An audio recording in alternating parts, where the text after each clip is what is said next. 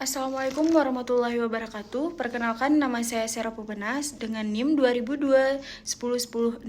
Saya dari Fakultas Ilmu Sosial dan Politik. Saya dari jurusan Administrasi Publik 5C. Di sini saya akan menjelaskan materi yang berjudul pajak pusat. Nah, teman-teman, apa yang dimaksud dengan pajak pusat? Pajak pusat menurut situs resmi dalam buku perpajakan teori dan kasus menyatakan bahwa pajak pusat adalah pajak yang dipungut oleh pemerintah pusat dan digunakan untuk membiayai rumah tangga negara pada umumnya.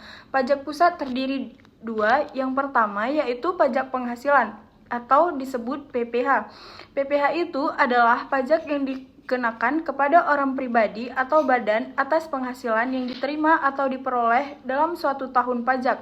Yang dimaksud dengan penghasilan adalah setiap tambahan kemampuan ekonomis yang diterima atau diperoleh wajib pajak baik yang berasal baik dari Indonesia maupun dari luar Indonesia yang dapat dipakai untuk konsumsi atau untuk menambah kekayaan wajib pajak yang bersangkutan dengan nama dan dalam bentuk apapun. Dengan demikian, maka penghasilan itu dapat berupa keuntungan usaha, gaji, honorarium, hadiah, dan lain sebagainya. Yang kedua yaitu pajak pertambahan nilai, biasa disebut dengan PPN. PPN adalah pajak yang dikenakan atas konsumsi barang kena pajak atau jasa kena pajak di dalam daerah pabean atau dalam wilayah Indonesia. Orang pribadi, perusahaan, maupun pemerintah yang mengkonsumsi barang kena pajak atau jasa kena pajak dikenakan PPN. Pada dasarnya, setiap barang dan jasa adalah barang kena pajak atau jasa kena pajak, kecuali diketentukan lain oleh Undang-Undang PPN. Nah, ada juga pajak penjualan atas barang mewah atau biasa disebut PPNBM. Selain dikenakan PPN atas pengkonsumsian barang kena pajak tertentu yang tergolong mewah, juga dikenakan PPNBM. Yang dimaksud dengan barang kena pajak yang tergolong mewah adalah yang pertama, barang tersebut bukan merupakan barang kebutuhan pokok. Yang kedua, barang tersebut dikonsumsikan oleh masyarakat tertentu. Yang ketiga, pada umumnya barang tersebut dikonsumsikan oleh masyarakat. Yang keempat, berpenghasilan tinggi.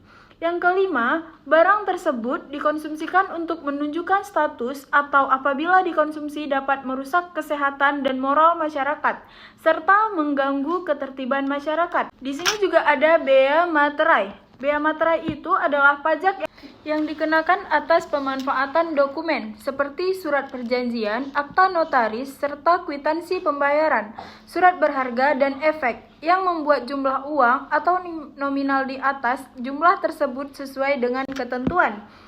Dan ada juga pajak bumi dan bangunan, yaitu PBB. PBB adalah pajak yang dikenakan atas kepemilikan atau pemanfaatan tanah dan atau bangunan. PBB merupakan pajak pusat, namun demikian hampir seluruh realisasi penerimaan PBB diserahkan kepada pemerintah daerah, baik provinsi maupun kabupaten atau kota. Mulai dari 1 Januari 2010, PBB pendesaan dan perkotaan menjadi pajak daerah sepanjang peraturan daerah tentang PBB yang terkait dengan perdesaan dan perkotaan telah ditertibkan apabila dalam jangka waktu dari 1 Januari 2010 sampai dengan paling lambat 31 Desember 2013 peraturan daerah belum ditertibkan, maka PBB perdesaan dan perkotaan tersebut masih tetap dipungut oleh pemerintah pusat.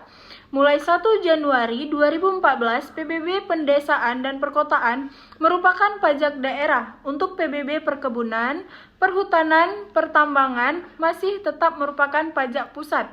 Sedangkan berdasarkan buku peraturan daerah atau Perda nomor 5 tahun 2004, yaitu pajak pusat adalah pajak yang wewenang pemungutannya ada pada pemerintahan pusat yang pelaksanaannya dilakukan oleh Departemen Keuangan. Melalui Direktorat Jenderal Pajak, pajak pusat terdiri atas yang pertama, pajak penghasilan, yang kedua, pajak pertambahan nilai, yang ketiga, pajak penjualan atas barang mewah, yang keempat, bea materai, dan yang kelima, PBB. Kesimpulan dari kedua pengertian di atas sangat jelas sekali bahwa pajak pusat adalah pajak yang dipungut langsung oleh pemerintah pusat, yaitu oleh Departemen Keuangan, melalui Dirjen Pajak yang diantaranya dilakukan, yaitu PPh, PPN, PPNBM, pajak bumi, dan bangunan atau PBB, sektor perkebunan, perhutanan, dan pertambangan, dan bea materai, dan hasilnya digunakan untuk membiayai rumah tangga negara pada umumnya. Namun dari sekian materi saya, apabila ada kekurangan atau kelebihan, saya mohon maaf. Saya akhiri. Assalamualaikum warahmatullahi wabarakatuh.